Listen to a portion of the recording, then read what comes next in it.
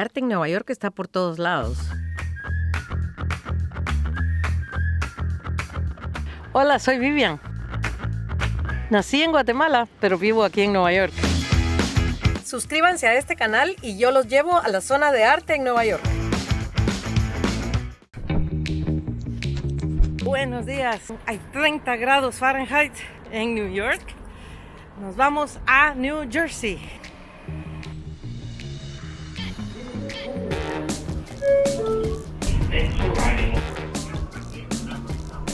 Hoy les voy a presentar la primera entrevista del canal Zona de Arte en Nueva York. Vamos a conocer a un artista latinoamericano fabuloso y yo sé que les va a encantar. Mi nombre es Adrián Benicelli, un arquitecto, pensador, estudioso del pensamiento, desde la filosofía, la música, la pintura, el arte en general. Tengo 30 y pico de edificios construidos en Nueva York, en Manhattan, en Brooklyn, en todos lados. Picasso decía esto: no sé lo que es la inspiración, sino que lo que sí sé es que cuando me llega, yo estoy trabajando.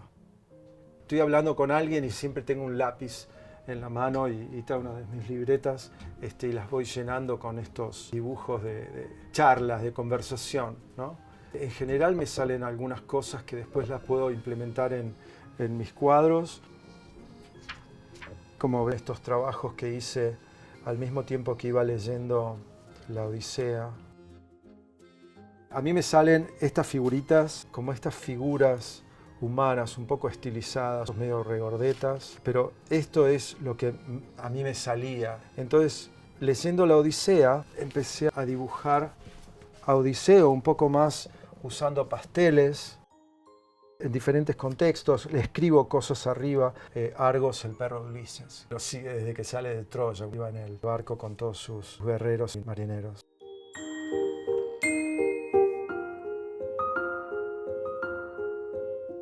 La cabeza es algo que siempre me costó hacer, entonces manejar una estructura básica de la cara.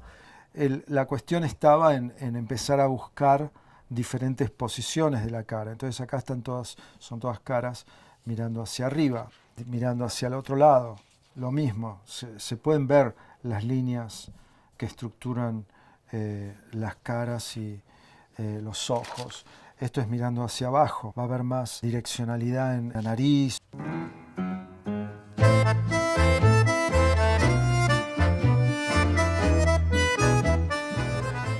Hay veces estoy muy sensible y escucho un bandoneón solamente y me pongo a llorar. Es el tango de Buenos Aires. Yo hace ya 20 años que vivo acá en Estados Unidos. Más de 20 años en realidad. Y uno como que pasa a acostumbrarse a que no tiene a su familia, a sus amigos. Hoy por hoy, WhatsApp de por medio, están ahí. Pero el cuerpo extraña la ciudad. El cuerpo tiene su contexto, que es la ciudad, que es donde uno nació, que es donde uno vivió su adolescencia, su infancia.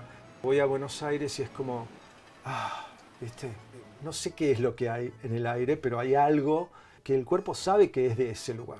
Esas cosas se las pasé a un editor de una revista local. Esta se llama Passing Notes, la edición tercera. La revista tiene muchos artículos de artistas que escriben y ahí publiqué esto que es Belonging and Territory, que quiere decir territorio y pertenencia.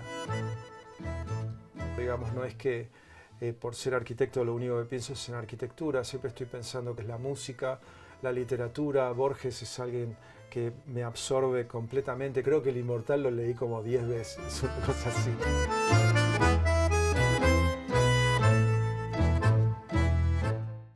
Una obra de arte está contextualizada de tal manera que tiene sus contemporáneos. Y cuando la ven sus contemporáneos, bueno, la aprecian. Ahora, cuando pasa el tiempo, la obra de arte se carga de otra información.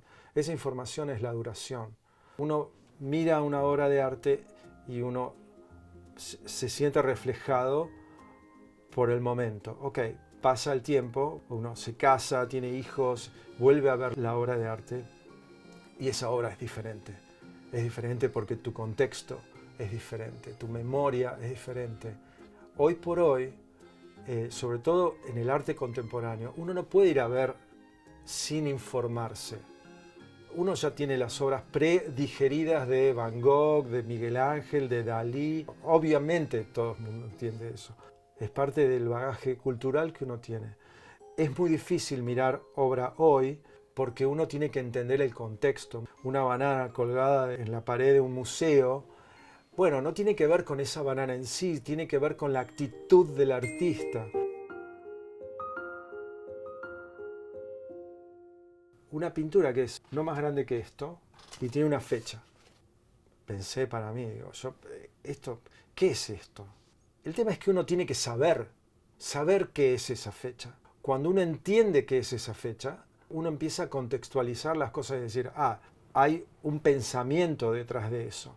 Entonces eso pasa mucho con el arte contemporáneo, sobre todo con un arte así más espontáneo. De todas maneras, hoy por hoy, todos artistas contemporáneos que hoy hacen cosas que todo el mundo entiende. Amish Kapoor, Guillermo Wittkas, los Mondongo. Mondongo es un matrimonio argentino fantástico, y voy a nombrar también a Maxi Leiva, que es un artista guatemalteco, es un tipo bárbaro. Yo le escribí, le dije gracias por tu obra, y me pareció sensacional, un artista figurativo muy bueno, que esculpe y dibuja muy bien, como buen escultor. Siempre pienso que algún día que voy a Guatemala voy a ir de mínima, le voy a golpear la puerta para ver si está. La entrevista con Adrián Menicelli fue buenísima. Hablamos de muchas cosas, pero nos faltaron muchas por hablar. Así que les invito a ver la segunda parte de la entrevista en el próximo video. Si tienen preguntas para Adrián, por favor, pónganlas en los comentarios. Hasta la próxima.